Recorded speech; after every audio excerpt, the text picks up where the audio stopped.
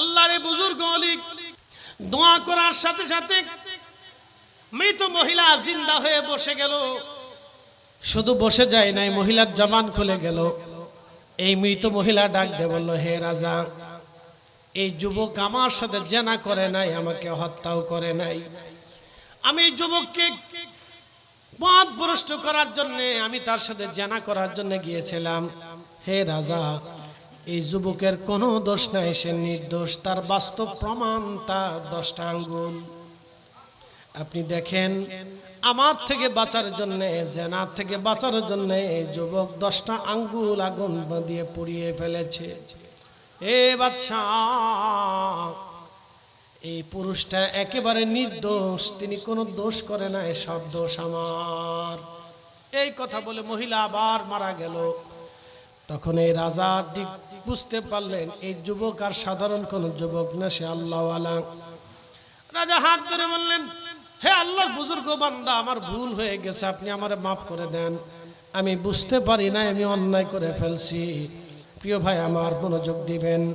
তখন এই বুজুর্গ বললেন, না, আল্লাহ আমাকে হেফাজত করেছেন, আমাকে কোনো ওলি দরবেশের কলঙ্ক আল্লাহ আমাকে বানান নাই। প্রিয় ভাই আমার, এই জন্য খুব সাবধান।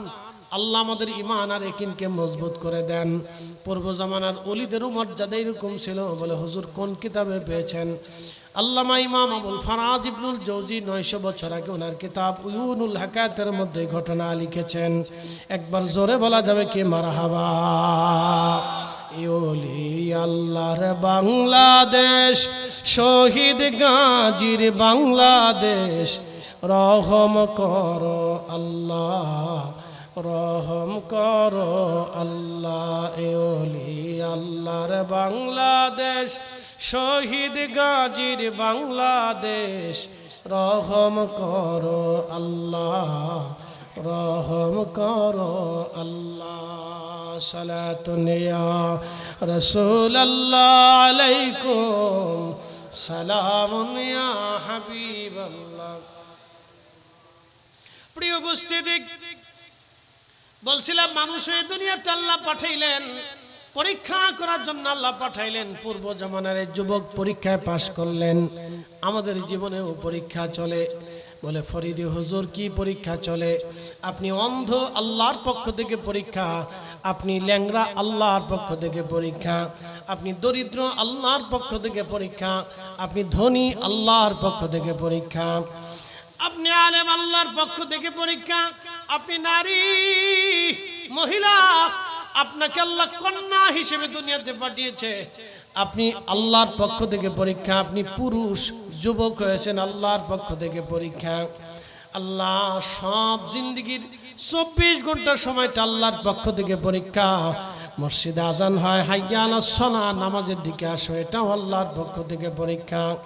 সালাতের সময় সালাত, নামাজের সময় নামাজ, হজের সময় হজ, যাকাতের সময় যাকাত। আল্লাহ যেইগুলি আইন দিয়েছেন এইগুলি মেনে মেনে চলা আল্লাহর পক্ষ থেকে পরীক্ষা। সাহাবীরা পরীক্ষা দিয়েছেন, হযরত বেলাল পরীক্ষা দিয়েছেন, হযরত খাব্বাব রাদিয়াল্লাহু আনহু পরীক্ষা দিয়েছেন, হযরত সালমান ফারসি রাদিয়াল্লাহু আনহু পরীক্ষা দিয়েছেন, হযরত বিশর হাফি পরীক্ষা দিয়েছেন, হাসান বসরি পরীক্ষা দিয়েছেন, আবু বকর সিদ্দিক পরীক্ষা দিয়েছেন, ওমর পরীক্ষা দিয়েছেন, হযরতে ওয়াসাল করনি পরীক্ষা দিয়েছেন, হযরতে আলী পরীক্ষা দিয়েছেন, হযরত উসমান জিন নুরাইন রিদওয়ানুল্লাহি তাআলা আলাইহিম আজমাইন সাহাবায়ে কেরাম পরীক্ষা দিয়েছেন। পরীক্ষা সারা কেউ আল্লাহর দরবারে পাশ করতে পারে নাই। সবাই পরীক্ষা দিয়ে পাশ করেছেন, পরীক্ষা দিয়ে ওলি হয়েছেন। হযরত বেলালের পিঠের চামড়া চলে গেছে, চামড়া দিয়েছে, গোশত দিয়েছে, কিন্তু ঈমান দেয় নাই। হযরত খাব্বাব রাদিয়াল্লাহু আনহু পিঠের গোশত দিয়েছে, ঈমান দেয় নাই। মনোযোগ দেন, হযরত খাব্বাব রাদিয়াল্লাহু আনহুর জীবনী শোনায় দিয়ে যায়। হযরত ওমরের সামনে একদিন গায়ের চাদর সরাইলেন, পিঠের ভিতরে বড় বড় গর্ত, সাদা সাদা ফেতফেতে হয়ে গেছে, জায়গায় জায়গায় গোশত নাই, পিঠের জায়গায় জায়গায় গোশত নাই। হযরত ওমর ডাক দিলেন, হে খাব্বাব, তোমার কি কোনোদিন বসন্ত হয়েছিল? তোমার পিঠের মধ্যে কোনো গোশত নাই, জায়গায় জায়গায় গর্ত হয়ে গেছে। কারণ কি? হযরত খাব্বাব ডাক দিয়ে বলেন, ইয়া আমিরাল মুমিনিন, আপনি শোনেন কালেমার জন্য আমার কেমন ত্যাগ ছিল আপনি জেনে নেন। এটা বসন্তের দাগ না আমিরুল মুমিনিন, এটা হচ্ছে কালেমার বদলা, কালেমার বিনিময়, ইমানের বিনিময়। একসাথে জোরে বলা যাবে কি মারহাবা? ইমানের বিনিময়। বলে ইমানের বিনিময় কি? বলে হুজুর আমি কালেমা পড়লাম, কালেমা পড়ে আমি যখন বাড়ি গেলাম, আমি ছিলাম কামার, অস্ত্রপাতি বানাইতাম, লোহা দিয়ে যন্ত্রপাতি বানাইতাম। ইয়া আমিরাল মুমিনিন, এই লোহা গরম করার জন্য আমি কয়লাগুলি তাপ দিতাম, উত্তাপ দিতাম। এই কয়লাগুলি আগুন বানাইয়া আমি লোহাগুলি গরম করতাম। ইয়া আমিরাল মুমিনিন, আমি খাব্বাব কালেমা পড়ে বাড়ি চলে গেছি, আমি আমার কাজে ব্যস্ত। ঠিক এমন সময় কাফেররা একদল এসে আমার হাত পা গুলি বেঁধে ফেললো, ডাক দিল খাব্বাব কালেমা ছাড়বি? আমি বললাম না, জীবন চলে যাবে, কালেমা যাবে না। ওরা বলল তাহলে জীবনটাই দিয়ে দে। ইয়া আমিরাল মুমিনিন, ওই উত্তপ্ত কয়লাগুলি তারা মাটির মধ্যে বিছাইয়া, উত্তপ্ত কয়লাগুলি মাটির মধ্যে বিছাইয়া ওরা আমার ওই কয়লার উপরে চিৎ করে শোয়াইয়া জোর করে আমার হাত পা গুলি, শরীর দিয়ে, হাত পা দিয়ে এবং পাথর দিয়ে তারা কয়লার উপরে, আগুনের কয়লার উপরে চেপে ধরে রাখতো। আগুনে পুড়ে পুড়ে আমার চামড়া পুড়ে পুড়ে একেবারে চর্বি পুড়ে পুড়ে আগুন নিভে যাইতো। আবার ওরা আমাকে আগুন থেকে বের করে কয়লা আগুন করে, আবার কয়লাগুলি আগুনগুলি মাটির উপরে বিছাইয়া আমাকে আবার চিৎ করে শোয়া পাথর দিয়ে ওরা চেপে ধরে রাখত। হুজুর পিঠের গোশতগুলি পুড়ে পুড়ে, আমার চর্বিগুলি পুড়ে পুড়ে, রক্ত পুড়ে পুড়ে কয়লার আগুনগুলি নিভে যাইতে আমিরাল মুমিনিন আমি চিৎকার মেরে মেরে কাঁদতাম, ওরা আমাকে ছাড়তো না।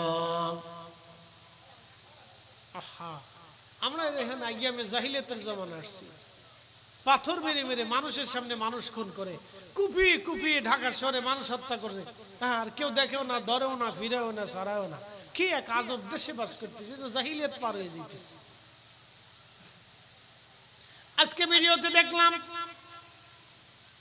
কোন এলাকায় যেন একটা ছেলেকে চোর সাব্যস্ত করা হলো। চোর হতে পারে ছেলেটা চোর, চোর হলে তোমরা পুলিশে দিয়ে দাও, না হয় অন্যভাবে শাস্তি দাও।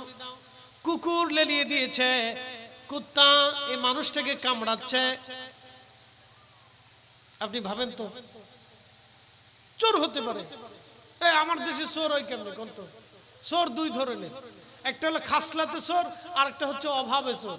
একটা স্বভাবের চোর আর একটা অভাবের চোর। আমাদের বাংলাদেশে যত চোর আছে অধিকাংশ হলো অভাবের চোর, মনে কিছু নিয়ে না। আর ঢাকা শহরে হিরিন শিকারা হয় যারা পথ শিশু, বাপ নাই মা নাই, মা ছেড়ে দিয়ে চলে গেছে, বাবা সন্তান জন্ম দিয়ে চলে গেছে, আর কোনোদিন খোঁজ নেই নেই। এরকম অধিক শিশু তারা নেশাগ্রস্ত হয়ে যাচ্ছে, অভাবের কারণে তারা নেশাগ্রস্ত হচ্ছে। রাষ্ট্রের কি দায়িত্ব ছিল? রাষ্ট্রের কি আঙ্গুল চুষার দায়িত্ব? রাষ্ট্রের দায়িত্ব ছিল এদেরকে এই প্রতিকার করা, তাদের জন্য কর্মসংস্থানের ব্যবস্থা করা, এটা ছিল রাষ্ট্রের দায়িত্ব। কথা কন না, ঠিক কিনা? তো রাষ্ট্র পারে নাই, তো কি হয়েছে? এরা অভাবের চোর হয়ে গেছে। স্বভাবের চোর আর অভাবের চোর বাংলাদেশের দুই ধরনের। এই স্বভাবের অভাবের চোর হয়ে গেল, এই চোরটাকে কুকুর দিয়ে লেলিয়ে দিয়ে তাকে কষ্ট দেওয়া হচ্ছে। এগুলি হবে না ভাই আমার, এইগুলি যদি চলতে থাকে তাহলে আগামী দিন অন্ধকার হবে। বলে হুজুর আপনি চোর মারার বিরুদ্ধে কেন? আমি চোর মারার বিরুদ্ধে না, কিন্তু আমি যদি সবাই মিলে পিটাই, তাহলে এইভাবে যদি চলতে থাকে তাহলে আগামীর ভবিষ্যৎ বাংলাদেশ অন্ধকারে নিমজ্জিত হবে। তাহলে সবাই মারতে চাবে, আইন থাকবে না, আদালত থাকবে না, প্রশাসন থাকবে না, এইভাবে সবাই নিজেই নিজেই আইন হয়ে যাবে, নিজেই নিজে আদালত হয়ে যাবে। কথা ঠিক আছে না? ভবিষ্যতে সমস্যা তো। রাস্তাঘাটে আপনার ছেলেটা স্কুলে যাবে, ফুট করে 10-12টা ছেলে এসে পিটিয়ে থাকবে, বলে কি করছে? চুরি করছে। তো 10 জনের কথা তো মানুষ মেনে নিবে, অথচ ছেলে চুরি করে নাই, ছেলে ভদ্র ছেলে স্কুলে যাচ্ছে, 17টা বছর তো 10 জন এসে পিটাচ্ছে তাকে। এইভাবে চললে তো আগামী দিনে আপনার ছেলে নিরাপদ না, আমার ছেলে নিরাপদ না, আমি নিরাপদ না, আপনি নিজেও নিরাপদ না। এই জন্য এইভাবে চলতে দেওয়া যাবে না, তো এগুলো উৎসাহিত করা যাবে না। এই জন্য আইন, আদালত, পুলিশ প্রশাসন এগুলি কেন থাকবে? প্রিয় উপস্থিতি হাজিরিন, খুব মনোযোগ দিবেন।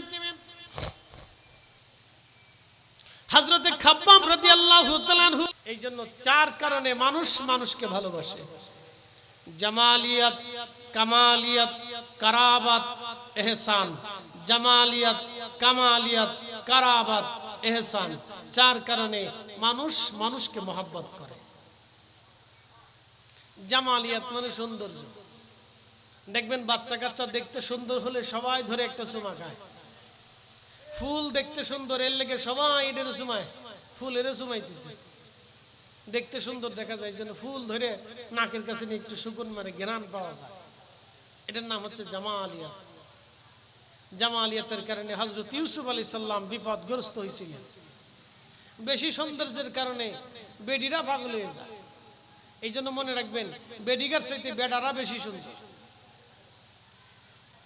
বেডিরা চেত পান যে হুজুর আপনারে মেকআপটারে শেষ করে দিয়ে গেল, আলতাসনও শেষ করলেন না। বেডিরা যদি এত বেশি সুন্দর হইতো তাহলে ইউসুফ আলাইহিস সালাম জুলেখার লেগে পাগল হইতো, জুলাইখা ইউসুফের জন্য পাগল হইতো না। কি কথা কর না কেন? বেডিরা এত বেশি সুন্দর না। আল্লাহ পুরুষদেরকে বেশি সৌন্দর্য দিয়ে দুনিয়াতে পাঠিয়েছিলেন। আদম আলাইহিস সালামকে সৌন্দর্য দিলেন, তার অর্ধেক সৌন্দর্য ইউসুফ আলাইহিস সালামকে দিলেন, আর तमाम দুনিয়ার সৌন্দর্য আল্লাহ আমার রাসূলকে দিয়েছিলেন। একসাথে বলবেন না মারহাবা? মনে রাখেন, এই জন্য পুরুষের ভিতরে আল্লাহ বেশি সৌন্দর্য দিচ্ছে। মেয়েদেরকে একবারে কম দিছে তা না, তাদেরকেও দিচ্ছে, তাদেরকেও দিচ্ছে, কিন্তু পুরুষের চাইতে বেশি না। পুরুষদেরকে আল্লাহ বেশি সৌন্দর্য দিচ্ছে। খুব মনোযোগ দেন। জামালিয়াত, কামালিয়াত, কারাবাত, ইহসান। বেড়িদের কুখায়েশের চিন্তায় পড়ে হযরত ইউসুফ আলাইহিস সালাম বিপদগ্রস্ত হয়েছিলেন। এই জন্য যুবকদেরকে বলবো, খুব সাবধান, হিসাব কিতাব করিলে, খুব হিসাব কিতাবে চলবে। বিপদ বিপদ মুসিবত। 2 নাম্বার হচ্ছে কামালিয়াত। কামালিয়াত মানে একজন লোক যখন আল্লাহওয়ালা হয়, কামেল হয়ে যায়, বুজুর্গ হয়ে যায়, তখন দুনিয়ার মানুষ তাকে মহব্বত করে, পৃথিবীর মানুষ তাকে ভালোবাসে। আমার রাসূলকে আল্লাহ একবারে সর্বোচ্চ কামালিয়াত দিয়েছিলেন। বালাগাল উলা বিকামালিহি কাশাফাত তুজা বিজামালিহি হাসনাত জামিউ খুসালিহি সাল্লু আলাইহি ওয়া আলিহি। আমার নবীকে আল্লাহ तमाम সৃষ্টির শ্রেষ্ঠ সৌন্দর্য আল্লাহ দিলেন। तमाम সৃষ্টির শ্রেষ্ঠ কামালিয়াত আল্লাহ আমার নবীকে দিয়ে দিলেন, যার কারণে কাফেররা নবীকে কামালিয়াত দেখে, মুজেজা দেখে অনেকে কালেমা পড়েছিলেন। মুজেজা দেখলেন, কালেমা পড়লেন, নবী নবী বলে বিশ্বাস করলেন। আবার অনেকে মুজেজা দেখলেন কিন্তু বিশ্বাস করে নাই। নবীর মুজেজা দেখে অনেকে কালেমা পড়লেন, প্রিয় নবীর মুজেজা দেখে অনেকেই বিশ্বাস স্থাপন করলেন যে আল্লাহ সত্য, আখিরাত সত্য। নতুবা আগের যুগের মানুষ আখিরাত আর আল্লাহ কি জিনিস সাহাবীরা জানতো না।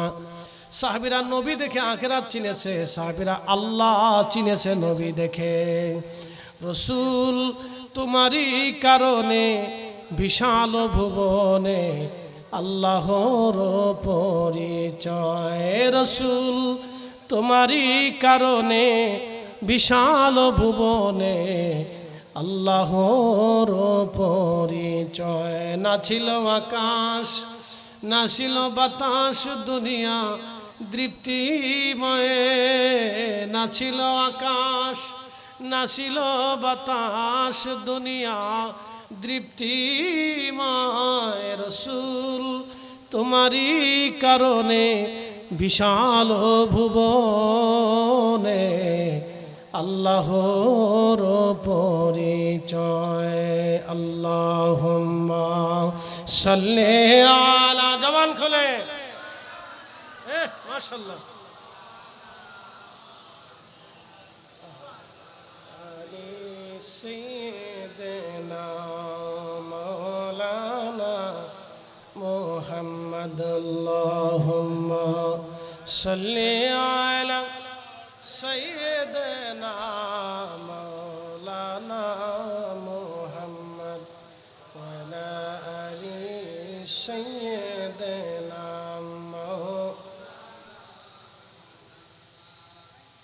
বুঝতে কোনো অসুবিধা? প্রিয় উপস্থিতি, কামালিয়াতের কারণে সমস্ত নবীদেরকে উম্মতরা ভালোবাসলো, কামালিয়াতের কারণে মানুষেরা ওলি চিনল। হুজুর খাজা মাইনুদ্দিন চিশতি আজমিরি রাহমাতুল্লাহ আলাইহি তিনি আনা সাগরের পানি একটা বোতলের ভিতরে, একটা কোটির ভিতরে তিনি নিয়ে এসেছিলেন। কি করে সম্ভব? আমার রবের দরবারে সব সম্ভব। আনা সাগরের পুরা পানিটা একটা ঘটির মধ্যে তিনি নিয়ে আসলেন। ভাইজান হযরত ইমাম শাফি রহিমাহুল্লাহ তিনি যাই নামাজের উপরে দজলা নদীর উপরে নামাজ পড়লেন, লক্ষ লক্ষ মানুষ সেটা দেখলেন। হুজুর মুজাদ্দিদ আল ফিসানি হিন্দি বাঘের খাসার ভিতরে তিনি নামাজ পড়লেন, বাঘ তাকে পাহারা দিতে লাগলো। হযরত সাফিনা রাদিয়াল্লাহু তাআলা আনহু তিনি বাঘের সাথে চড়ে, পিঠে চড়ে তিনি জঙ্গল পার হলেন।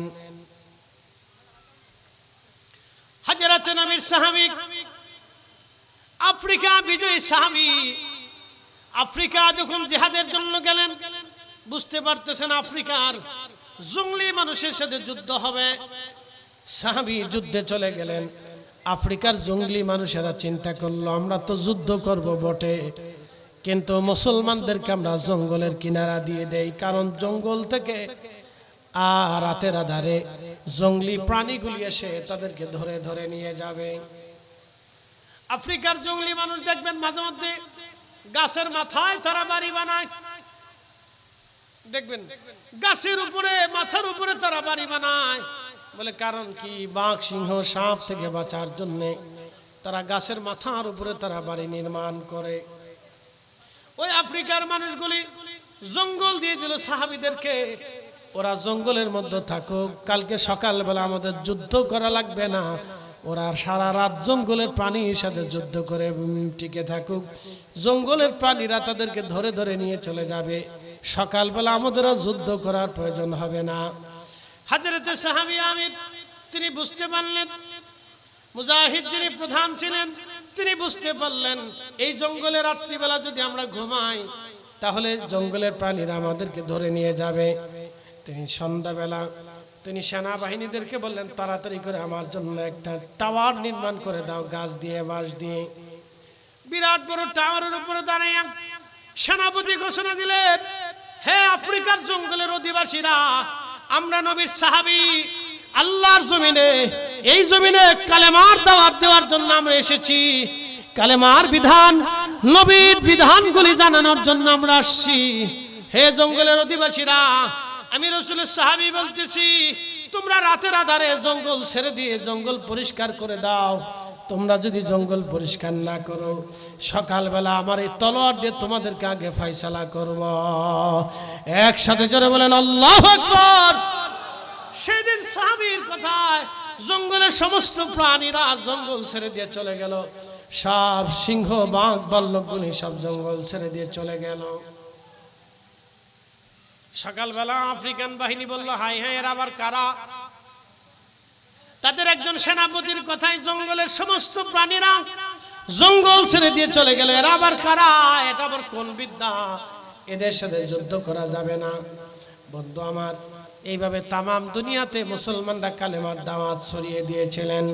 শুধু কালেমার দাওয়াত তারা তলোয়ার দিয়ে ছড়ান নাই, তাদের আধ্যাত্মিকতা দিয়ে কালেমার দাওয়াত ছড়িয়েছিলেন। তাদের শুধু বাহুবলে শক্তি ছিল না, তাদের কালবের মধ্যে শক্তি নিয়ে গিয়েছিলেন। শাহজালাল আমিনী মুজাররিদি শুধু হাতের মধ্যে তলোয়ার ছিল না, তিনার কালবের মধ্যে আল্লাহ প্রদত্ত পাওয়ার নিয়ে এসেছিলেন। কথা বলেন ঠিক কিনা? হুজুর গাউসে মাইজ ভান্ডারী তিনি শুধু এই জমিনে এমনি এমনি আসে নাই, তিনি কালবের শক্তি নিয়ে এসেছিলেন। কথা ঠিক কিনা? তিনি শুধু রাসূলের বংশের পরিচয় নিয়ে আসেন নাই, কালবের শক্তি নিয়ে এসেছিলেন। কালবের শক্তি নিয়ে এসেছিলেন হযরত শাহজালাল ইয়ামানি মুজাররিদি। শুধু এমনি এমনি যায় নামাজ তিনি বিছান নাই। তলোয়ার তো আর পানির কথা শোনে না, পানি তো তলোয়ারের কথা শোনে না। সেদিন শাহজালাল ইয়ামানি যায় নামাজ বিছাইলেন। এই যায় নামাজটা তিনি বিছাইলেন তিনার কালবের শক্তি দিয়া। হযরত বদর শাহ আউলিয়া রাহমাতুল্লাহি আলাইহি তিনি পাথরের উপরে ভেসে ভেসে চলে আসলেন, পাথরকে নৌকা বানাইলেন। দুনিয়াতে কোনো পাথর নৌকা হতে পারে না। কতক্ষণ ঠিক কিনা? লোহা পাথরগুলি পানির মধ্যে ডুবে চলে যায়। বদর শাহ আউলিয়া পাথরের উপরে ভাসমান হয়ে পাথর ভাসায় দেশে এসেছিলেন তিনি। আয় হায় হায়, সেই দিন উনি শুধু একা আসেন নাই, কালবের শক্তি নিয়ে এসেছিলেন। এই কালবের শক্তি দিয়ে তিনি সেই দিন ওই পাথর নদীর মধ্যে ভাসায় দিয়েছিলেন। এজন্য অলিরা এমনি আসে নাই, অলিদের চেহারা দেখে মানুষ কালেমা পড়ে নাই, অলিদের কালবের শক্তি দেখে মানুষ কালেমা পড়েছিল। এটার নাম হলো কামালিয়াত। এটার নাম কামালিয়াত। 3 নম্বর হচ্ছে কারাবাত। কারাবাত মানে নৈকট্য। আপনি যত বেশি সময় দিবেন, যত ঘনিষ্ঠ হবেন, যত বেশি আসা যাওয়া করবেন, তত মহব্বত বাড়বে। পিতা মাতার সাথে সন্তানের বেশি মহব্বত কেন হয় জানেন? নৈকট্যের কারণে। কারণ মা সন্তানকে বেশি সময় দেয়, বাবা সন্তানদেরকে সময় দেয়। এই নৈকট্যের কারণে ভালোবাসা ঘনীভূত হয়। এই জন্য নৈকট্য, এটাকে বলা হয় সোহবত, কারাবাত। কারাবাত। পীর মাশায়েখদের প্রতি মুরিদরা কেন মহব্বত দেখায়? নৈকট্য বেশি দেয়, সোহবত বেশি দেয়। ছাত্র শিক্ষকের সম্পর্ক কেন মহব্বতের হয়? কারাবাত দেয়, নৈকট্য দেয়। কারাবাত মানে নৈকট্য। যত বেশি হয় তত মহব্বত বাড়ে। 4র্থ নম্বর হচ্ছে ইহসান মানে দয়া। আপনি যত মানুষকে দয়া করবেন, আল্লাহ তত, দুনিয়ার মানুষ আপনাকে তত বেশি ভালোবাসবে। দয়া, দয়া, এটার নাম ইহসান। মনে রাখবেন, 4 কারণে মানুষ মানুষকে ভালোবাসে: জামালিয়াত, কামালিয়াত, কারাবাত, ইহসান। জামালিয়াত, কামালিয়াত, কারাবাত, ইহসান। 4 কারণে মানুষ মানুষকে মহব্বত করে। 4 কারণে।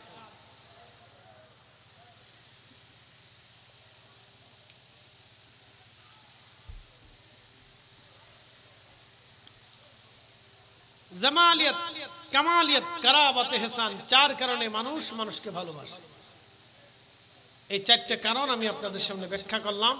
আল্লাহ এগুলি আমাদের উপর আমল করার তৌফিক নসিব করুন, বলেন আমিন। আউলিয়া কেরামের সোহবত আর মহব্বত দিয়ে আমাদের দিল যেন আল্লাহ উজালা করে দেয়, আরো জোরে বলেন আমিন। আমরা যেন আউলিয়া কেরামের পথে মতে চলতে পারি। একটা কথা মনে রাখবেন, আহলে সুন্নাত ওয়াল জামাত হচ্ছে সেরা জামাত। আহলে সুন্নাত ওয়াল জামাত হচ্ছে নাজি জামাত, নাজাতি জামাত। এই জামাতে আল্লাহ আমাদেরকে রাখছে, এটাও আমাদের ভাগ্য। কারণ তাকদীর, যদি আহলে সুন্নাত ওয়াল জামাতে না থাকতাম তাহলে হয়তো আমরা পথভ্রষ্ট হতাম। কথা বলেন ঠিক কিনা? আহলে সুন্নাত ওয়াল জামাতে রেখেছেন, আউলিয়া কেরামের পথে রেখেছেন। চালাও সে পথে, যে পথে তোমার প্রিয়জন গেছেন চলি। ইহদিনাস সিরাতাল মুস্তাকিম সিরাতাল্লাযীনা আন'আমতা আলাইহিম। চালাও সে পথে, যে পথে তোমার প্রিয়জন গেছেন চলি। ইহসান করবেন, দয়া করবেন।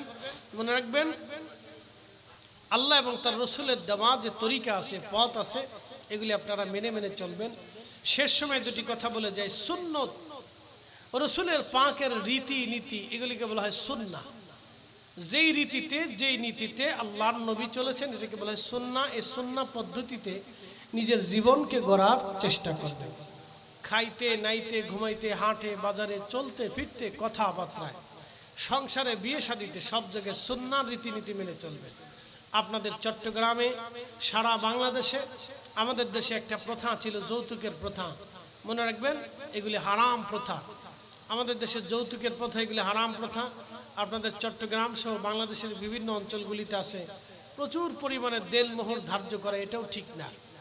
অনেক দেলমোহর দিয়ে আপনারা বিয়ে শাদীকে একবারে শক্ত করে দিচ্ছেন, আত্মীয়তার সম্পর্কটাকে আপনারা নষ্ট করে দিচ্ছেন। এই দৃঢ়তা, বিশ্বাস, মহব্বতকে নষ্ট করতেছেন। আবার চট্টগ্রামের ঐতিহ্য, রেওয়াজ, রীতি আছে, এই মেয়ের পক্ষ থেকে ছেলের বাড়িতে রমজান মাসে না ঈদে না কোরবানিতে গরু, ছাগল, খাসি, মুরগি দিতে হয়। এগুলি করবেন না, এগুলি সব একটা জুলুম। না আপনি ভালো লাগে না লাগে ওর সাথে আমার দেখার টাইম নেই। বলে এগুলি জুলুম। বলে হুজুর কেন জুলুম? আল্লাহ বলেছেন ইন্নাল্লাহা ইয়া'মুরু বিল আদল, তোমরা দুনিয়াতে ন্যায় করবে, অন্যায় করবে না। ন্যায় করবে, অন্যায় করবে না। শ্বশুর বাড়ি থেকে কি নিবেন এটা শ্বশুর বাড়ির ইচ্ছা, এখানে আপনার কোনো হাত নাই। আপনি যদি জোর করে চেয়ে নেন তখন বুঝতে হবে যে আপনার এখানে জোর করা হয়ে গেছে।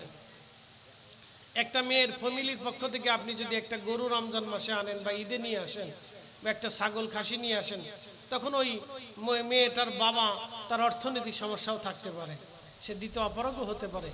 আপনি এইভাবে করতে পারেন না, এটা আল্লাহ রসুলের শিক্ষার পরিপন্থী, সুন্নাহের বিপরীত। এই কাজ করবেনই না, এই কাজ করবেন না। এতে আপনি স্ত্রীর কাছে ছোট হয়ে যান, শ্বশুর বাড়ির কাছে আপনি ছোট হবেন। আপনি পুরুষ মানুষ, আপনি কেন ছোট হতে যাবেন বলেন তো?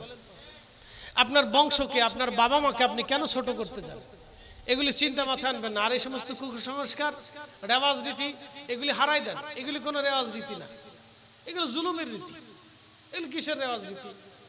রেওয়াজ রীতি এরকম হয় নাকি? আপনি যদি একটা শ্বশুর বাড়ি গরু পাঠাইতেন তাহলে ঠিক আছে, দেন একটা গরু দেন, একটা খাসি শ্বশুর বাড়ি পাঠান, জামাই হিসেবে আপনার দায়িত্ব আছে না? হাদিয়া নেওয়া দেওয়া এটা দুটোই সুন্নাত। ফাতেমা রাদিয়াল্লাহু আনহার বিয়ে হলো, একসাথে বলবেন না মারহাবা। কার বিয়ে হলো? আচ্ছা, ফাতেমার চাইতে শ্রেষ্ঠ মেয়ে পৃথিবীতে কারো আছে? আলীর চাইতে শ্রেষ্ঠ জামাই দুনিয়াতে আর কারো আছে? ফাতেমার ছেলেদের মতো শ্রেষ্ঠ ছেলে দুনিয়াতে আর কারো আছে? তো তাদের বিয়ে হয়েছে, তাদের বিয়ে দেওয়ার সময় আল্লাহ রসুল কি দিলেন? সামান্য আসবাবপত্র নবীজির পক্ষ থেকে দিয়ে দিলেন। কারণ ফাতেমা গরিব ছিল, হযরত আলীর কোনো আসবাবপত্র ঘরে ছিল না, কিচ্ছু ছিল না। ঘটি পাতিল বোতল কিচ্ছু ছিল না। তো হযরত আলী যেহেতু কিছুই নাই, তখন আল্লাহর নবী হযরত ফাতেমার ঘরে ঘটি বাটি কিছু বাতিল বোতিল এগুলি কিনে আল্লাহর নবী দিয়ে দিলেন যাতে সংসার চলতে পারে। আর মাঝে মধ্যে আল্লাহর নবী হযরত ফাতেমার ঘরে খাবার পৌঁছাইতেন, কারণ হযরত আলী দরিদ্র ছিলেন। তিনি বিভিন্ন যুদ্ধে যাইতেন, কাজকর্ম ছিল না, কাজবাজ থাকতো না। ফাতেমা কষ্টে থাকতেন, আল্লাহ রসুলের পক্ষ থেকে তিনি খাবার ফাতেমার বাড়ি পৌঁছাইতেন। আর উসমান গনির কাছে নবীজির দুইটা নূর কন্যা শাদী মোবারক দিয়েছিলেন। উসমান রাদিয়াল্লাহু তাআলা ধনী ছিলেন, ধনী থাকার কারণে ওই দুই মেয়ের কখনো অভাব আসে নাই। ফাতেমা গরিব ছিলেন, যার কারণে অভাব আসতো। আর আল্লাহর নবীর ঘর থেকে ফাতেমার জন্য খাবার পাঠাইতেন। তো মেয়ের বাড়ি যদি ধনী হয় তো বাপের বাড়ির পক্ষ থেকে কিছু দেবে না? কেন দিবে? আল্লাহ রসুল দেয়। মেয়ের বাড়ি দরিদ্রতা আছে, শ্বশুর বাড়ির বাপের বাড়ি ধনী আছে, তখন গরিব জামাইয়ের ঘরে শ্বশুর বাড়ির পক্ষ থেকে খাবার দাবার টাকা পয়সা দিবে, এটা রসুলের সুন্নাত। তখন ওই শ্বশুর যদি জামাই বাড়ি কিছু না দেয় তাহলে এই শ্বশুরও খারাপ, ও ছোট লোক। কারণ জামাই দরিদ্র, তার মেয়েটা দরিদ্র করে বিয়ে দিয়েছে, ছেলে ভালো দরিদ্র ফ্যামিলি, তখন এই বাবার ঘরে যদি সম্পদ থাকে তখন তার দায়িত্ব মেয়ের ঘরে কিছু অর্থ করি টাকা পয়সা দিয়ে ওই মেয়েকে জামাইকে প্রতিষ্ঠিত করা। মনে রাখেন, এটাও সুন্নাত।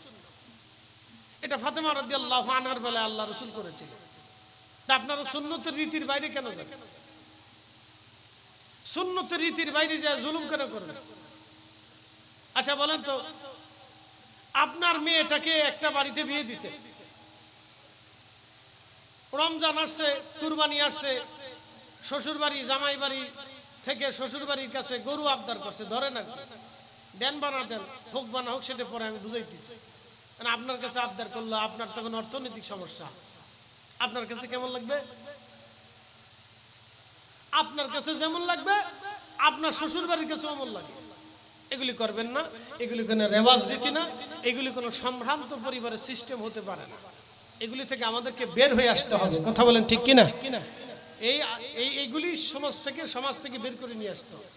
এটা আমরা পারি, আমরা যারা তরুণ আছেন আপনারা পারেন যে আগামীতে আমরা বিয়ে করব, এই সমস্ত রেওয়াজ রীতি থাকবে না, যৌতুক নেব না, যৌতুক দেব না। আর যেই ছেলে যৌতুক চাবে ওই ছোট লোকের সাথে কোনো আত্মীয়তা হবে না। এই কথা কন না কেন, জোরে বলেন।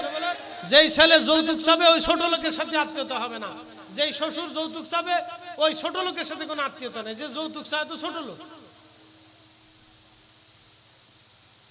আমি বাংলা কথা বলছি, আমার ফরিদপুরের ভাষায় কথা বলছি, রাগ করলেন কিনা আমি জানি না। আমাদের দেশে বলে ছোট লোক, ছোট লোক বুঝছেন নি? তার ছোট মন মানসিকতা, এইগুলো দিয়ে কি আত্মীয়তা করবেন আপনি?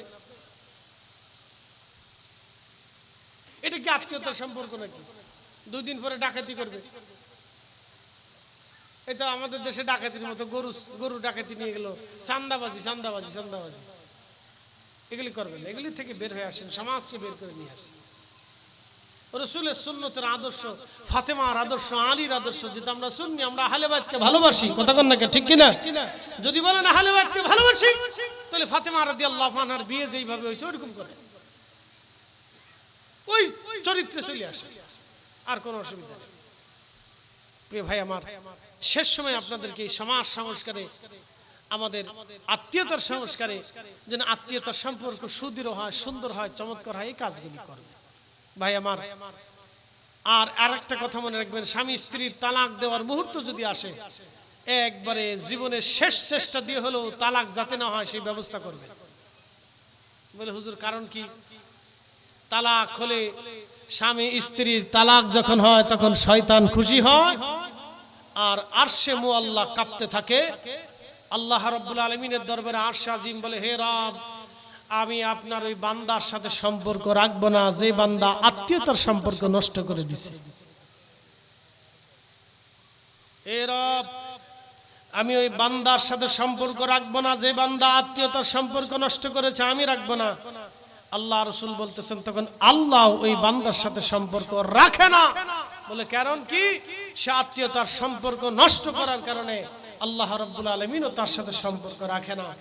এই জন্য তালাক, ছেলে মেয়ে ঝগড়া ফাসাদ যাই লাগুক, যত কঠিন আর জটিল পরিস্থিতি তৈরি হোক, তালাক যাতে না হয় সেই জন্য আপনারা আপ্রাণ প্রচেষ্টা করবেন, কখনোই যাতে ডিভোর্স না হয় ছেলে মেয়ে।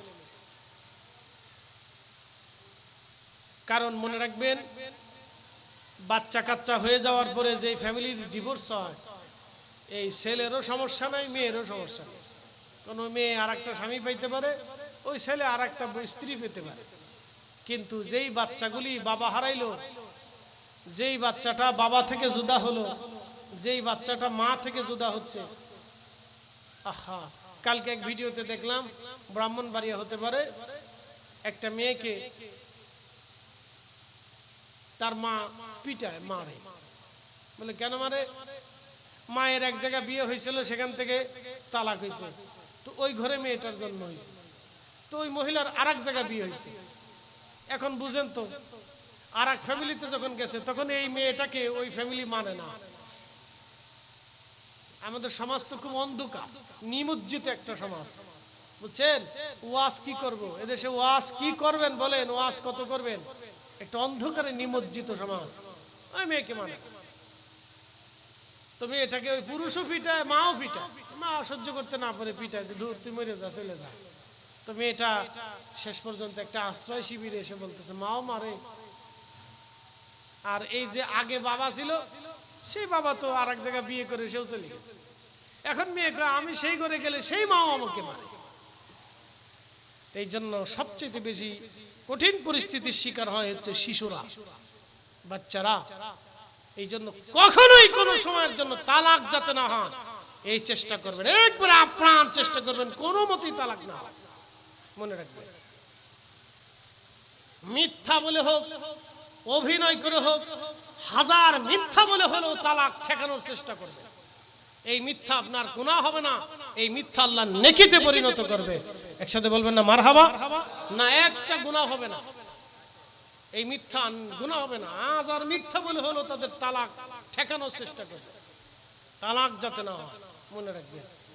আর বাচ্চা কাচ্চা হলে তো তালাক না হওয়ার জন্য একবার হাজার চেষ্টা করবেন, কোনো কথা নাই। এই কথা মনে রাখবেন আপনারা। সমাজ বিনির্মাণে, সমাজের জন্য, এই উপকারের জন্য আমি কথাগুলি আপনাদের সামনে তুলে ধরলাম। আল্লাহ আমাদেরকে কবুল করুক, বলেন আমিন। আর তাকবীর না হইছে থাক, আল্লাহ আমাদেরকে কবুল করুক, সকলে বলেন আমিন। সালাতুন ইয়া হাবিবাল্লাহ আলাইকুম। সুন্নতে রাসূল, সুন্নতে সাহাবা, আউলিয়া কিরামের আদর্শ দিয়ে আল্লাহ আমাদের জীবনকে রাঙ্গানোর তৌফিক দান করুন, বলেন আমিন। স্ত্রী নারীদের প্রতি সহানুভূতি দেখাবেন, সহমর্মিতা দেখাবেন। মনে রাখবেন, নারীরা আপনার ঘরের এসেছে, আপনি তাকে নিয়ে এসেছেন, তারা আপনার প্রতি আল্লাহ আপনাকে ঝুঁকাই দিছে, নারীদেরকে আল্লাহ আপনার দিকে ঝুঁকাই দিছে। মনে রাখবেন, নারীদেরকে আপনার স্ত্রীকে আল্লাহ আপনার দিকে মুখাপেক্ষী করে দিছে। মনে রাখবেন, এই জন্য নারী, আল্লাহ রসুল বলছেন, সে তোমার পোশাক, তুমি তার পোশাক। এই জন্য তার সাথে সুসম্পর্ক রাখবেন। চেহারা যা মানাতে হোক আপনার স্ত্রী। একটা কথা মনে রাখবেন, সৌন্দর্য চেহারা যাই হয়েছে, সে আপনার স্ত্রী, আপনার বিবি সাহেব, আপনার সহধর্মিনী, আপনার আগামী ভবিষ্যতের সন্তানের মা সে। অতএব তার ভিতর থেকে আপনার নসল আসবে, বংশ আসবে। এই জন্য নারীদের সাথে, স্ত্রীর সাথে সুসম্পর্ক বজায় রাখবেন। সুন্দর ব্যবহারের মাধ্যমে, কাজের মাধ্যমে, তার চাহিদা পূরণের মাধ্যমে তাকে সন্তুষ্ট রাখবেন। এটা আল্লাহ রসুলের তরিকা, এটা আল্লাহর শিক্ষা এবং সমস্ত নবী আলাইহিমুস সালামগণের শিক্ষা, সমস্ত ওলিদের শিক্ষা, সমস্ত সাহাবায়ে কেরামের শিক্ষা। আল্লাহ আমাদেরকে এগুলি করার তৌফিক দান করুন, আমিন। সমাজ থেকে যারা এই নেশা করে, যারা নেশা করে, নেশা, এই নেশাগুলি আপনারা প্রতিরোধ করবেন। প্রিয় ভাই আমার, যুবককে আপনাকে বলতেছি, শোনেন, যে নেশা করে, নেশা খায়, আপনাদেরকে একটা কথা বলি, কুকুরের গোশত যেমন হারাম, নেশা দ্রব্য ওই রকম হারাম। কথা ঠিক কিনা? আপনাকে যদি কুকুর জবাই করে কুকুরের গোশত বানায় আপনার সামনে দেওয়া হয়, আপনি কি খাবেন? মানবেন? যদি তা না মানেন, তাহলে কুকুরের গোশত যেমন হারাম, নেশা ওই রকম হারাম। নেশা ধরবেন না, নেশা খাবেন না, নেশা বিক্রি করবেন না। যারা নেশা বিক্রি করে টাকা দিয়ে গরুর গোশত খান, শুয়োরের গোশত, এই গরুর গোশতের মধ্যে কোনো তফাৎ নাই। বলে হুজুর কেমনে বললেন? শুয়োরের গোশত হারাম আর নেশা বিক্রি করা টাকা দিয়ে গরুর গোশত একই রকম হারাম। কথা ঠিক আছে? বুঝাইতে পারছি আপনাদেরকে? এই জন্য নেশা বিক্রি করবেন না, বিক্রির কাজে সাহায্য করবেন না, নেশা খাবেন না, খাওয়াইতে কাউকে উদ্বুদ্ধ করবেন না। মনে রাখবেন, সমান অপরাধী হবেন। আর একটা কথা মনে রাখবেন, শরীর পাক, জায়গা পাক, কাপড় পাক, দেহ পাক, রক্ত পাক, জবান পাক, চোখ পাক, দেহ পাক, নিজের এই অঙ্গ প্রত্যঙ্গকে পাক রাখবেন। বলে হুজুর কেমন করে? হালাল খাবার দিয়ে শরীর পাক রাখবেন। হারাম ছোবেন না, খাবেন না, ধরবেন না, বিক্রি করবেন না, সাহায্য করবেন না। সমান অপরাধী। এগুলি থেকে আমাদেরকে বের হয়ে আসতে হবে ভাই আমার। হারাম দেহ কখনো জান্নাতের চেহারা দেখবে না, ঘ্রাণ পাবে না। আল্লাহর নবী বলেছেন, আমার উম্মত, সহিহ মুসলিমে, একজন ব্যক্তি সফর করতে, মুসাফির সফর করতে করতে করতে করতে সে মরুভূমির মধ্যে চলে গেল। তো মরুভূমিতে যাওয়ার পরে এই বান্দা বিপদগ্রস্ত হইয়া মরুভূমির ভিতরে হাত বাড়াই দিয়ে কাঁদতেছে, ইয়া রাব্বি, ইয়া রাব্বি, ইয়া রাব্বি, ইয়া রাব্বি, ইয়া রাব্বি, ইয়া রাব্বি। প্রিয় নবী বললেন, সাহাবীরা রে, তোমরা বলো তো, ইয়া রাব্বি, ইয়া রাব্বি বলে বান্দা কাঁদে, কি করে আল্লাহ কবুল করবে? কেন কবুল করবে? আল্লাহর বান্দা, তার হাত না পাক, তার রক্ত না পাক, তার জবান না পাক, তার পোশাক না পাক, তার পোশাকটাও হারাম, তার খাদ্যটাও হারাম, সে যে পানি পান করে সেই পানিটাও হারাম। তাহলে বলো তো তার দোয়া কি করে কবুল হবে? এই জন্য হারাম দেহ, হারাম খাদ্য দিয়ে যার দেহ গঠিত হয়, তার দেহ কখনো জান্নাতে যায় না। আল্লাহ আমাদেরকে হালাল খাওয়ার তৌফিক দিক। সকলে বলে না আমিন। নারায়ে তাকবীর। কিছু বৃদ্ধ আছে দেখবেন দোকানে বসে থাকে, যদি সম্ভব হয় তাদেরকে চা বিস্কুট খাওয়ায়। কিছু বৃদ্ধ আছে বসে থাকে। কিছু বুড়া মহিলা রাস্তাঘাটে দেখবেন, দারিদ্র, বাসে ভাড়া টাড়া নাই, পারলে ভাড়া দিয়ে দিই, খুশি হবে, দোয়া করবে। কিছু কিছু বিষয় আছে, এগুলি ছোট ছোট, আপনার 50 টাকা 100 টাকা অনেক দোয়া পাবে। এমন মুহূর্তে একজনের 50 টাকা অনেক দামি। শোনেন, একটা সময় আমার কাছে 5 টাকা অনেক মূল্য ছিল। 5 টাকা হইলে ভাড়া দিয়ে আমি মাদ্রাসায় যেতে পারতাম। 5 টাকার অনেক দাম ছিল। কিছু কিছু মুহূর্তে একজন মানুষের 5টা টাকা অনেক দামি হয়ে যায়। কিছু মুহূর্তে মানুষের পেটের ক্ষুধাটা অনেক মর্যাদার হয়ে যায়। আপনি তারা খাওয়াবেন, সে ক্ষুধা নিবারণ হওয়ার পরে এমন একটা দোয়া দিবে, দোয়া আসমানে কবুল হবে। কোনোদিন আল্লাহ আপনার রিজিকে কষ্ট দেবে না। একসাথে বলবেন আল্লাহু আকবার। এরকম কিছু ভালো কাজ করে। নামাজের মধ্যে দেখবেন কিছু রিক্সাওয়ালাতে উঠেন, বৃদ্ধ মানুষ রিক্সা চালাইতেছে। মনে রাখবেন, সে ভিক্ষা করে খায় না, সে কাজ করে খায়। এই বৃদ্ধ বয়সে সে রিক্সা চালায়, 10 টাকার ভাড়া 50 টাকা দিবে, খুশি হবে, দোয়া করবে। আপনার 40 টাকা লস হবে না। রিজিক আমরা বরাদ্দ করি না, আসমান থেকে আসে। বাংলাদেশ সরকার রিজিক দেয় না। কারণ বাংলাদেশ সরকারই তো আমরা নিজেরাই ট্যাক্স দিই, কথা ঠিক আছে না? সরকার তো আমরাই দিয়ে চলে। এই কাজগুলি করবেন, এইগুলি করবেন, যেগুলি করলে দোয়া পাবেন সেইগুলি করবেন। উল্টে আজের কাজ করতে যান কেন? যে কাজ করলে কাজে লাগবে সেগুলি করবেন। প্রিয় উপস্থিতি হাজিরিন, যে কথায় ছিলাম আমি সেদিকে চলে যাই। আল্লাহর বুজুর্গ ওলি দোয়া করার সাথে সাথে মৃত মহিলা জিন্দা হয়ে বসে গেল। শুধু বসে যায় নাই, মহিলার জবান খুলে গেল। এই মৃত মহিলা ডাক দিয়ে বলল, হে রাজা, এই যুবক আমার সাথে জেনা করে নাই, আমাকে হত্যাও করে নাই। আমি এই যুবককে পথভ্রষ্ট করার জন্য, আমি তার সাথে জেনা করার জন্য গিয়েছিলাম। হে রাজা, এই যুবকের কোনো দোষ নাই, সে নির্দোষ। তার বাস্তব প্রমাণ তার 10টা আঙ্গুল। আপনি দেখেন, আমার থেকে বাঁচার জন্য, জেনার থেকে বাঁচার জন্য এই যুবক 10টা আঙ্গুল আগুন দিয়ে পুড়িয়ে ফেলেছে। এ বাদশা, এই পুরুষটা একেবারে নির্দোষ, তিনি কোনো দোষ করে না, সব দোষ আমার। এই কথা বলে মহিলা আবার মারা গেল। তখন এই রাজা বুঝতে পারলেন এই যুবক আর সাধারণ কোন যুবক না, সে আল্লাহওয়ালা। রাজা হাত ধরে বললেন, হে আল্লাহর বুজুর্গ বান্দা, আমার ভুল হয়ে গেছে, আপনি আমারে মাফ করে দেন। আমি বুঝতে পারি না আমি অন্যায় করে ফেলছি। প্রিয় ভাই আমার, মনোযোগ দিবেন। তখন এই বুজুর্গ বললেন, না, আল্লাহ আমাকে হেফাজত করেছেন, আমাকে কোনো ওলি দরবেশের কলঙ্ক আল্লাহ আমাকে বানান নাই। প্রিয় ভাই আমার, এই জন্য খুব সাবধান। আল্লাহ আমাদের ঈমান আর ইয়াকিনকে মজবুত করে দেন। পূর্ব জামানার ওলিদেরও মর্যাদা এরকম ছিল। বলে, হুজুর কোন কিতাবে পেয়েছেন? আল্লামা ইমাম আবুল ফারাজ ইবনুল জৌজি 900 বছর আগে ওনার কিতাব উয়ুনুল হাকায়াতের মধ্যে ঘটনা লিখেছেন। একবার জোরে বলা যাবে কি মারহাবা? ওলি আল্লাহর বাংলাদেশ, শহীদ গাজীর বাংলাদেশ, রহম করো আল্লাহ, রহম করো আল্লাহ। ওলি আল্লাহর বাংলাদেশ, শহীদ গাজীর বাংলাদেশ, রহম করো আল্লাহ, রহম করো আল্লাহ। সালাতুন ইয়া রাসূলুল্লাহ আলাইকুম, সালামুন ইয়া হাবিবাল্লাহ। প্রিয় উপস্থিতি, বলছিলাম মানুষ এই দুনিয়াতে আল্লাহ পাঠাইলেন পরীক্ষা করার জন্য। আল্লাহ পাঠাইলেন পূর্ব জামানার যুবক পরীক্ষায় পাশ করলেন। আমাদের জীবনেও পরীক্ষা চলে। বলে, ফরিদি হুজুর কি পরীক্ষা চলে? আপনি অন্ধ, আল্লাহর পক্ষ থেকে পরীক্ষা। আপনি ল্যাংড়া, আল্লাহর পক্ষ থেকে পরীক্ষা। আপনি দরিদ্র, আল্লাহর পক্ষ থেকে পরীক্ষা। আপনি ধনী, আল্লাহর পক্ষ থেকে পরীক্ষা।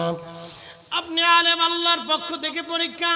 আপনি নারী, মহিলা, আপনাকে আল্লাহ কন্যা হিসেবে দুনিয়াতে পাঠিয়েছে, আপনি আল্লাহর পক্ষ থেকে পরীক্ষা। আপনি পুরুষ, যুবক হয়েছেন, আল্লাহর পক্ষ থেকে পরীক্ষা।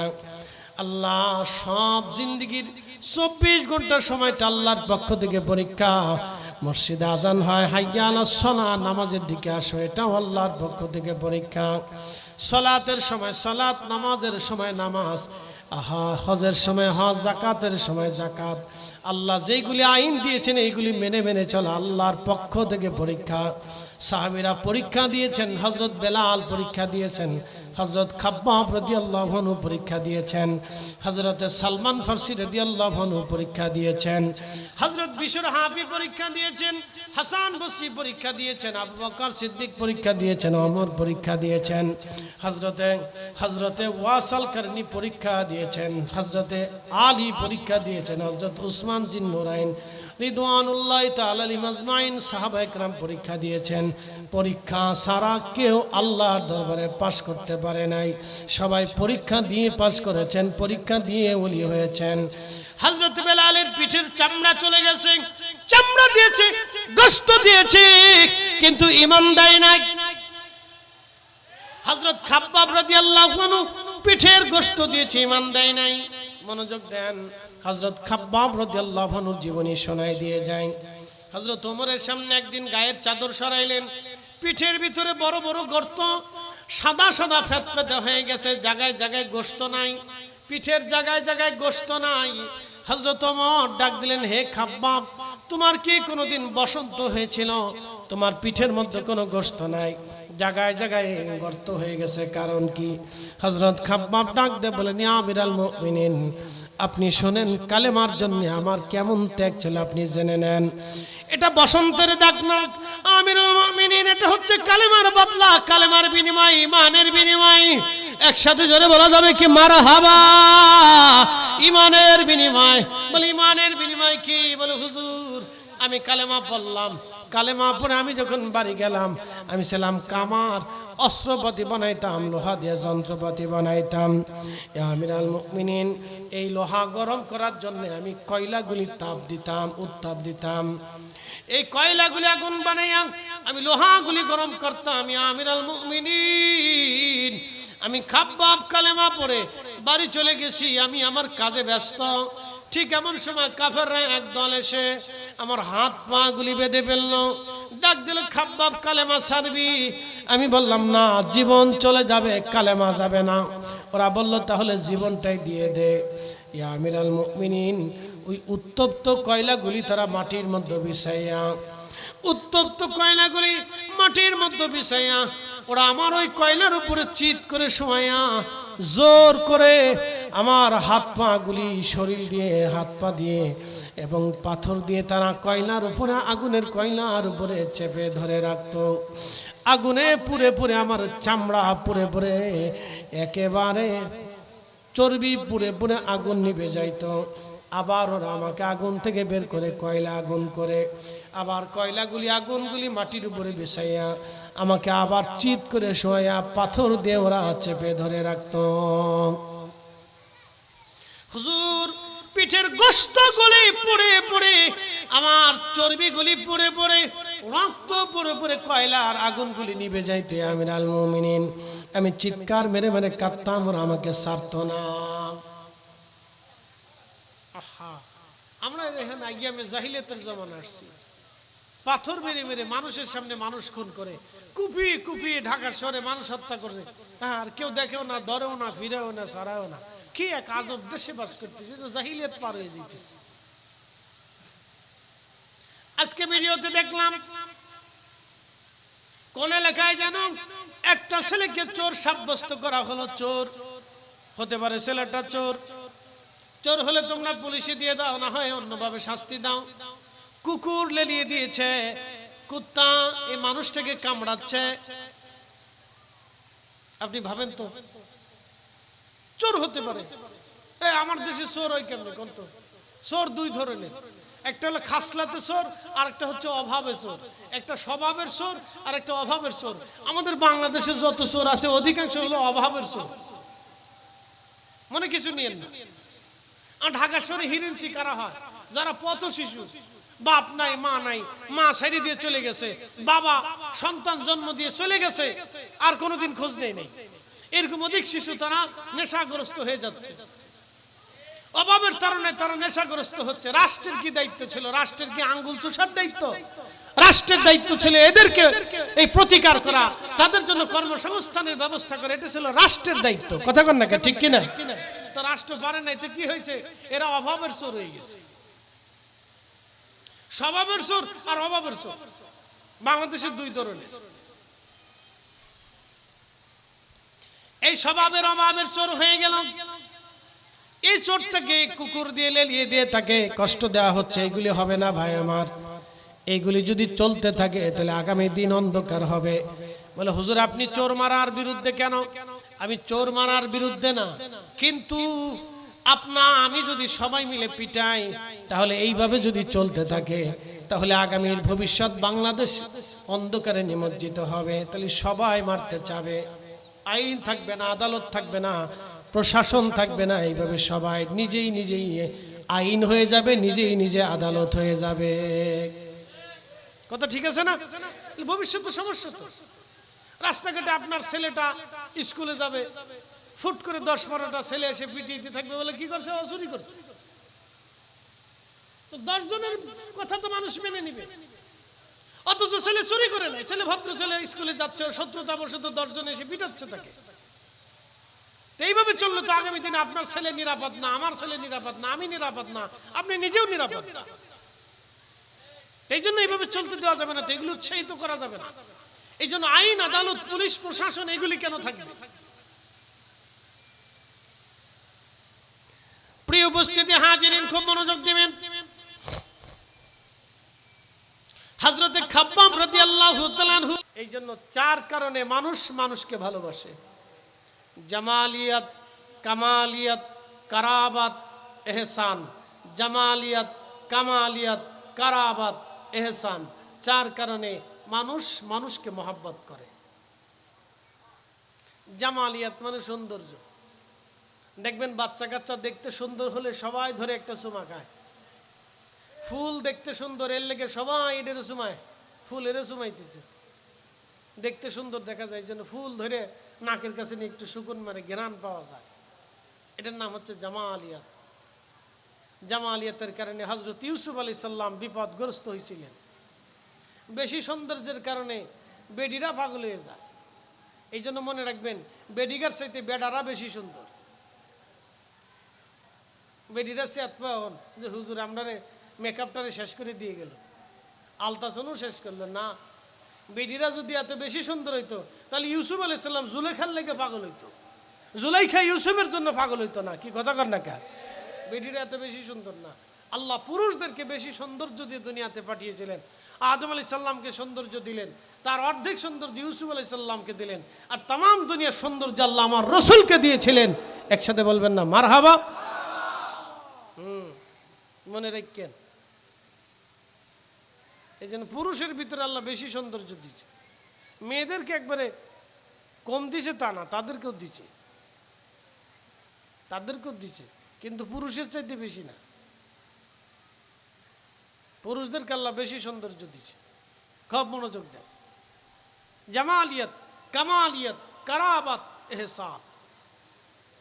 বেড়িদের কুখায়েশের চিন্তায় পরে হযরত ইউসুফ আলাইহিস সালাম বিপদগ্রস্ত হয়েছিলেন। এই জন্য যুবকদেরকে বলবো, খুব সাবধান, হিসাব কিতাব করিলে, খুব হিসাব কিতাবে চলবে। বিপদ বিপদ মুসিবত। 2 নাম্বার হচ্ছে কামালিয়াত। কামালিয়াত মানে একজন লোক যখন আল্লাহওয়ালা হয়, কামেল হয়ে যায়, বুজুর্গ হয়ে যায়, তখন দুনিয়ার মানুষ তাকে মহাব্বত করে, পৃথিবীর মানুষ তাকে ভালোবাসে। আমার রসুলকে আল্লাহ একবারে সর্বোচ্চ কামালিয়াত দিয়েছিলেন। বালাগাল উলা বিকামালিহি কাশাফাত দুজা বিজামালিহি হাসনাত জামিউ খুসালিহি সাল্লু আলাইহি ওয়ালিহি। আমার নবীকে আল্লাহ तमाम সৃষ্টির শ্রেষ্ঠ সৌন্দর্য আল্লাহ দিলেন। तमाम সৃষ্টির শ্রেষ্ঠ কামালিয়াত আল্লাহ আমার নবীকে দিয়ে দিলেন, যার কারণে কাফেররা নবীকে কামালিয়াত দেখে, মুজেজা দেখে অনেকে কালেমা পড়েছিলেন। মুজেজা দেখলেন, কালেমা পড়লেন, নবী নবী বলে বিশ্বাস করলেন। আবার অনেকে মুজেজা দেখলেন কিন্তু বিশ্বাস করে নাই। নবীর মুজেজা দেখে অনেকে কালেমা পড়লেন, প্রিয় নবীর মুজেজা দেখে অনেকেই বিশ্বাস স্থাপন করলেন যে আল্লাহ সত্য, আখেরাত সত্য। নতুবা আগের যুগের মানুষ আখেরাত আর আল্লাহ কি জিনিস সাহাবীরা জানতো না। সাহাবীরা নবী দেখে আখেরাত চিনেছে, সাহাবীরা আল্লাহ চিনেছে নবী দেখে। রসুল তোমারই কারণে বিশাল ভুবনে আল্লাহর পরিচয়। রসুল তোমারই কারণে বিশাল ভুবনে আল্লাহর পরিচয়। না ছিল আকাশ, না ছিল বাতাস, দুনিয়া দৃপ্তিময়। না ছিল আকাশ, না ছিল বাতাস, দুনিয়া দৃপ্তিময়। রসুল তোমারই কারণে বিশাল ভুবনে আল্লাহর পরিচয়। আল্লাহুম্মা সাল্লি আলা, জবান খুলে মাশাআল্লাহ, আলি সাইয়্যিদিনা মাওলানা মুহাম্মদ। আল্লাহুম্মা সাল্লি আলা সাইয়্যিদিনা মাওলানা মুহাম্মদ ওয়া আলা আলি সাইয়্যিদিনা।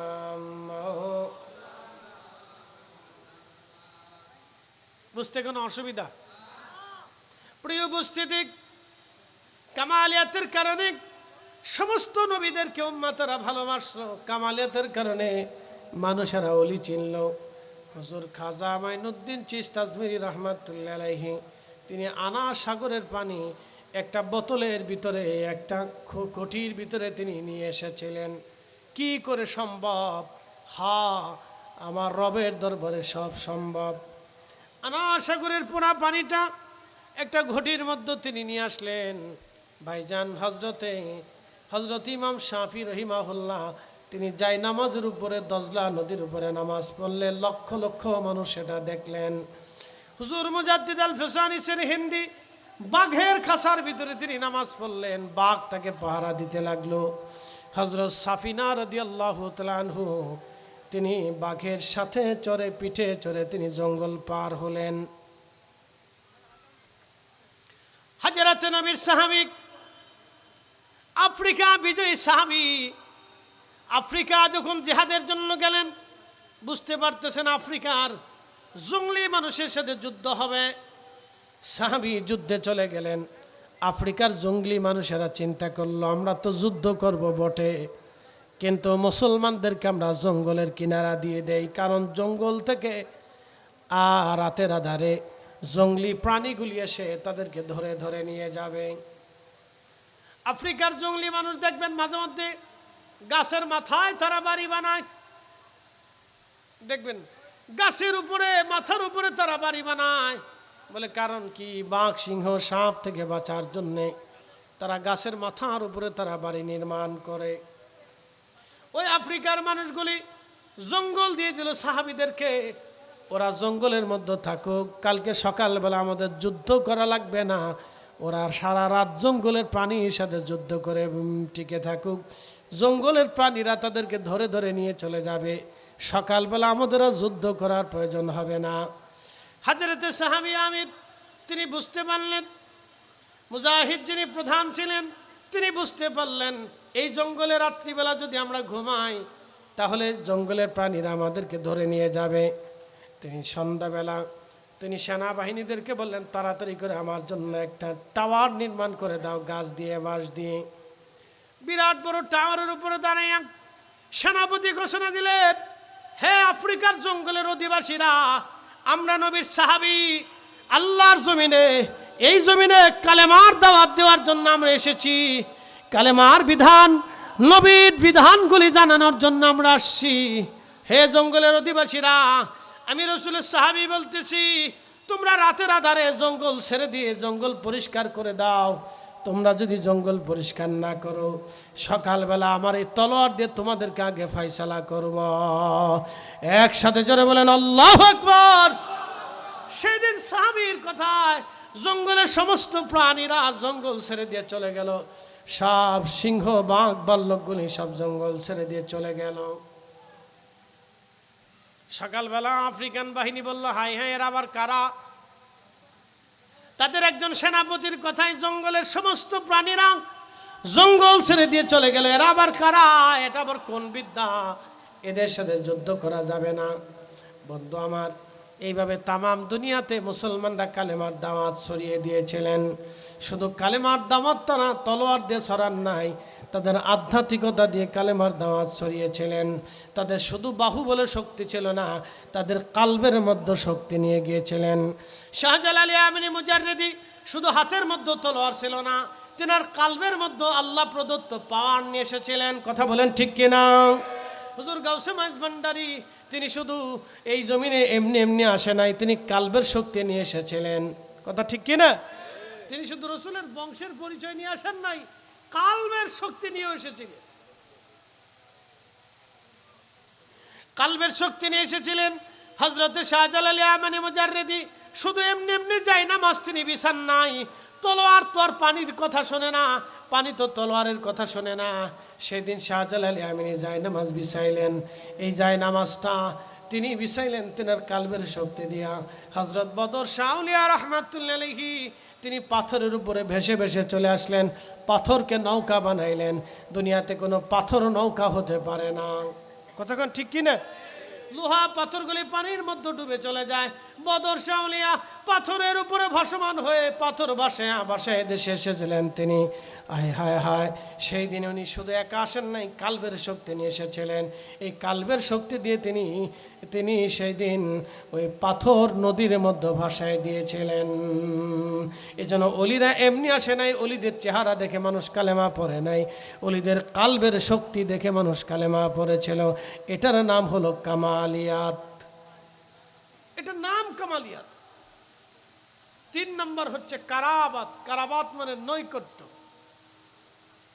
আপনি যত বেশি সময় দিবেন, যত ঘনিষ্ঠ হবেন, যত বেশি আসা যাওয়া করবেন, তত মহাব্বত বাড়বে। পিতা মাতার সাথে সন্তানের বেশি মহাব্বত কেন হয় জানেন? নৈকট্যের কারণে। কারণ মা সন্তানকে বেশি সময় দেয়, বাবা সন্তানদেরকে সময় দেয়। এই নৈকট্যের কারণে ভালোবাসা ঘনীভূত হয়। এই জন্য নৈকট্য, এটাকে বলা হয় সোহবত, কারাবাত। কারাবাত। পীর মাশায়েখদের প্রতি মুরিদরা কেন মহাব্বত দেখায়? নৈকট্য বেশি দেয়, সোহবত বেশি দেয়। ছাত্র শিক্ষকের সম্পর্ক কেন মহাব্বতের হয়? কারাবাত দেয়, নৈকট্য দেয়। কারাবাত মানে নৈকট্য। যত বেশি হয় তত মহাব্বত বাড়ে। 4র্থ নম্বর হচ্ছে এহসান মানে দয়া। আপনি যত মানুষকে দয়া করবেন, আল্লাহ তত, দুনিয়ার মানুষ আপনাকে তত বেশি ভালোবাসবে। দয়া, দয়া, এটার নাম এহসান। মনে রাখবেন, 4 কারণে মানুষ মানুষকে ভালোবাসে: জামালিয়াত, কামালিয়াত, কারাবাত, এহসান। জামালিয়াত, কামালিয়াত, কারাবাত, এহসান। 4 কারণে মানুষ মানুষকে মহব্বত করে। 4 কারণে।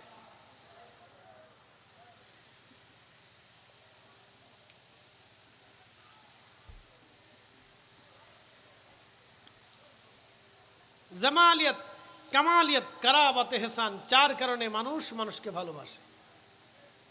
এই 4টে কারণ আমি আপনাদের সামনে ব্যাখ্যা করলাম। আল্লাহ এগুলি আমাদের উপর আমল করার তৌফিক নসিব করুন, বলেন আমিন।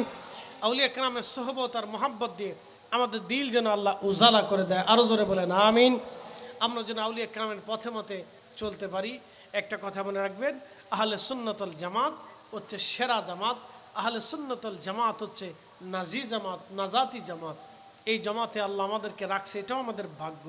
কারণ তাকদীর, যদি আহলে সুন্নাতুল জামাতে না থাকতাম তাহলে হয়তো আমরা পথভ্রষ্ট হতাম। কথা বলেন ঠিক কিনা? আহলে সুন্নাতুল জামাতে রেখেছেন, আউলিয়া কেরামের পথে লিখেছেন, চালাও সে পথে যে পথে তোমার প্রিয়জন গেছেন চলি। ইহদিনাস সিরাতাল মুস্তাকিম সিরাতাল্লাযীনা আন'আমতা আলাইহিম। চালাও সে পথে যে পথে তোমার প্রিয়জন গেছেন চলি। এহসান করবেন, দয়া করবেন। মনে রাখবেন, আল্লাহ এবং তার রসুলের দেওয়া যে তরিকা আছে, পথ আছে, এগুলি আপনারা মেনে মেনে চলবেন। শেষ সময় 2টি কথা বলে যায়। সুন্নত, রসুলের পাকের রীতি নীতি, এগুলিকে বলা হয় সুন্নাহ। যেই রীতিতে, যেই নীতিতে আল্লাহর নবী চলেছেন, এটাকে বলা হয় সুন্নাহ। এই সুন্নাহ পদ্ধতিতে নিজের জীবনকে গড়ার চেষ্টা করবেন। খাইতে, নাইতে, ঘুমাইতে, হাঁটে, বাজারে, চলতে ফিরতে, কথাবার্তায়, সংসারে, বিয়ে শাদিতে, সব জায়গায় সুন্নাহর রীতিনীতি মেনে চলবেন।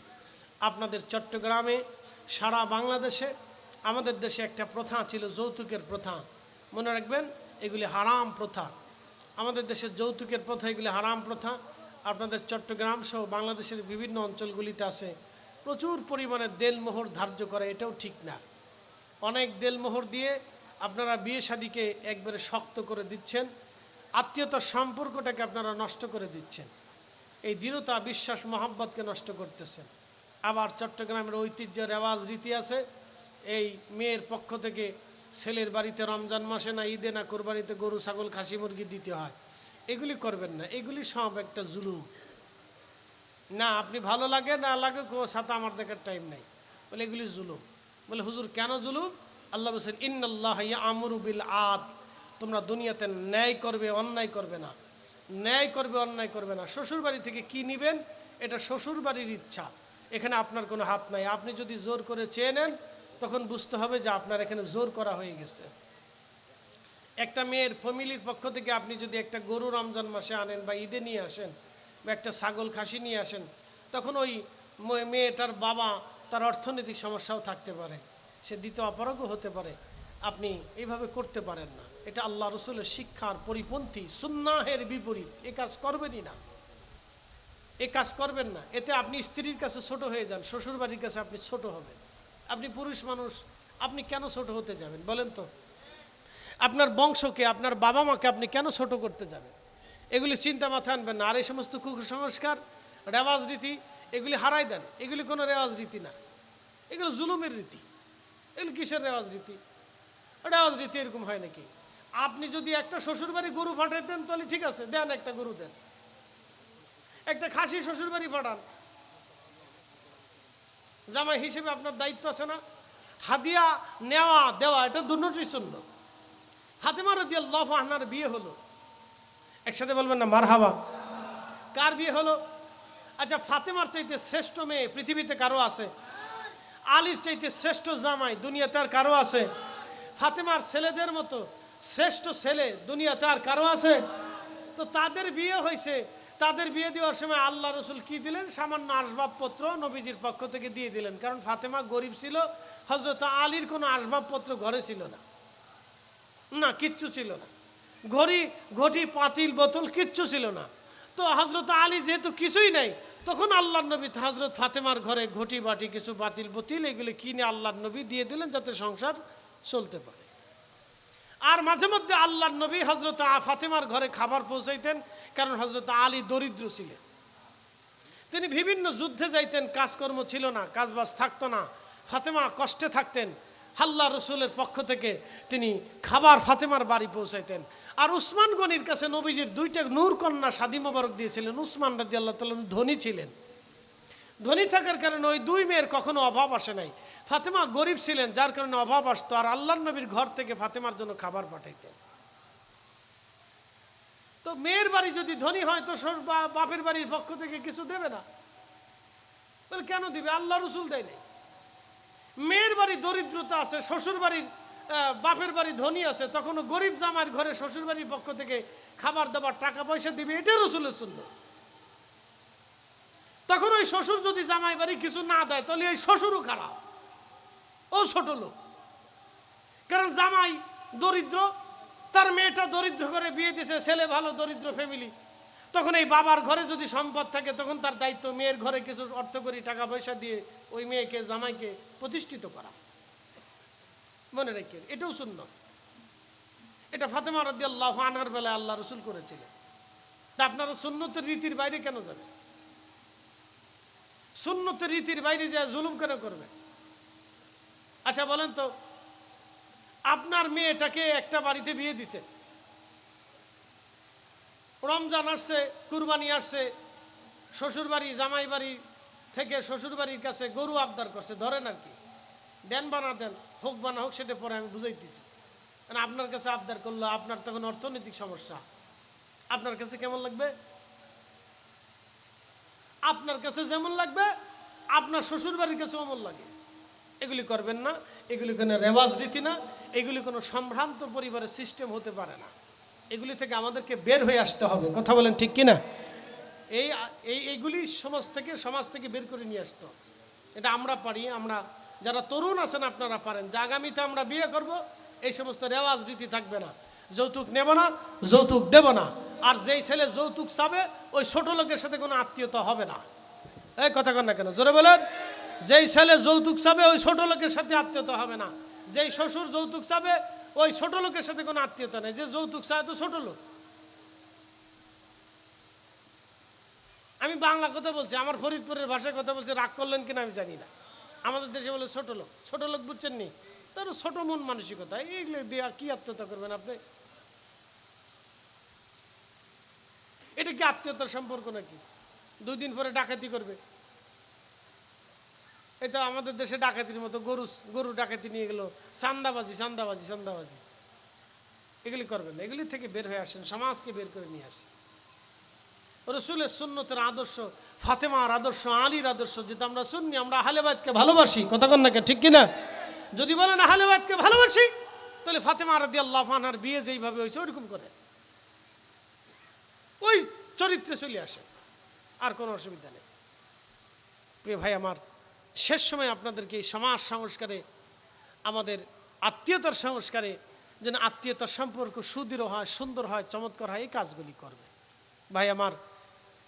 আর একটা কথা মনে রাখবেন, স্বামী স্ত্রীর তালাক দেওয়ার মুহূর্ত যদি আসে, একবারে জীবনের শেষ চেষ্টা দিয়ে হলেও তালাক যাতে না হয় সেই ব্যবস্থা করবেন।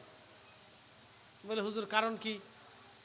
তালাক হলে, স্বামী স্ত্রীর তালাক যখন হয় তখন শয়তান খুশি হয়, আর আরশে মুআল্লা কাঁপতে থাকে।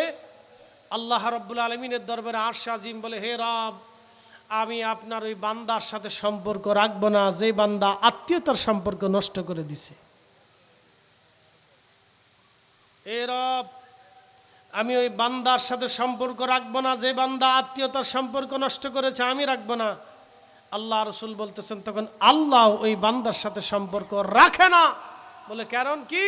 সে আত্মীয়তার সম্পর্ক নষ্ট করার কারণে আল্লাহ রাব্বুল আলামিনও তার সাথে সম্পর্ক রাখে না। এই জন্য তালাক, ছেলে মেয়ে ঝগড়া ফাসাদ যাই লাগুক, যত কঠিন আর জটিল পরিস্থিতি তৈরি হোক, তালাক যাতে না হয় সেই জন্য আপনারা আপ্রাণ প্রচেষ্টা করবেন, কখনোই যাতে ডিভোর্স না হয় ছেলে মেয়ের। কারণ মনে রাখবেন, বাচ্চা কাচ্চা হয়ে যাওয়ার পরে যে ফ্যামিলির ডিভোর্স হয়, এই ছেলেরও সমস্যা নাই, মেয়েরও সমস্যা নেই। কোনো মেয়ে আর একটা স্বামী পাইতে পারে, ওই ছেলে আর একটা স্ত্রী পেতে পারে, কিন্তু যেই বাচ্চাগুলি বাবা হারাইলো, যেই বাচ্চাটা বাবা থেকে জুদা হলো, যেই বাচ্চাটা মা থেকে জুদা হচ্ছে, আহা, কালকে এক ভিডিওতে দেখলাম, ব্রাহ্মণবাড়িয়া হতে পারে, একটা মেয়েকে তার মা পিটায়, মারে। বলে কেন মারে? মায়ের এক জায়গায় বিয়ে হয়েছিল, সেখান থেকে তালাক হয়েছে, তো ওই ঘরে মেয়েটার জন্ম হয়েছে, তো ওই মহিলার আর এক জায়গায় বিয়ে হয়েছে। এখন বুঝেন তো, আর এক ফ্যামিলিতে যখন গেছে তখন এই মেয়েটাকে ওই ফ্যামিলি মানে না। আমাদের সমাজ তো খুব অন্ধকার, নিমজ্জিত একটা সমাজ, বুঝছেন? ওয়াজ কি করব এদেশে? ওয়াজ কি করবেন বলেন? ওয়াজ কত করবেন? একটা অন্ধকারে নিমজ্জিত সমাজ, ওই মেয়েকে মানে না। তো মেয়েটাকে ওই পুরুষও পিটায়, মাও পিটায়, মা সহ্য করতে না পারে পিটায়, যে ধুর তুই মরে যা, চলে যা। তো মেয়েটা শেষ পর্যন্ত একটা আশ্রয় শিবিরে এসে বলতেছে মাও মারে। আর এই যে আগে বাবা ছিল, সেই বাবা তো আর এক জায়গায় বিয়ে করে সেও চলে গেছে। এখন মেয়ে আমি সেই ঘরে গেলে সেই মাও আমাকে মারে। এই জন্য সবচেয়ে বেশি কঠিন পরিস্থিতির শিকার হয় হচ্ছে শিশুরা, বাচ্চারা। এই জন্য কখনোই কোনো সময়ের জন্য তালাক যাতে না হয় এই চেষ্টা করবেন, একবারে আপ্রাণ চেষ্টা করবেন, কোনো মতেই তালাক না হয়। মনে রাখবেন, মিথ্যা বলে হোক, অভিনয় করে হোক, হাজার মিথ্যা বলে হলেও তালাক ঠেকানোর চেষ্টা করবেন। এই মিথ্যা আপনার গুনাহ হবে না, এই মিথ্যা আল্লাহ নেকিতে পরিণত করবে। একসাথে বলবেন না মারহাবা? না, একটা গুনাহ হবে না, এই মিথ্যা গুনাহ হবে না। আজ আর মিথ্যা বলে হলো তাদের তালাক ঠেকানোর চেষ্টা করবে, তালাক যাতে না হয়, মনে রাখবেন। আর বাচ্চা কাচ্চা হলে তো তালাক না হওয়ার জন্য একবার হাজার চেষ্টা করবেন, কোনো কথা নাই। এই কথা মনে রাখবেন আপনারা। সমাজ বিনির্মাণে, সমাজের জন্য, এই উপকারের জন্য আমি কথাগুলি আপনাদের সামনে তুলে ধরলাম। আল্লাহ আমাদেরকে কবুল করুক, বলেন আমিন। আর থাকবেন না, রয়েছে থাক। আল্লাহ আমাদেরকে কবুল করুক, সকলে বলেন আমিন। সালাতুন ইয়া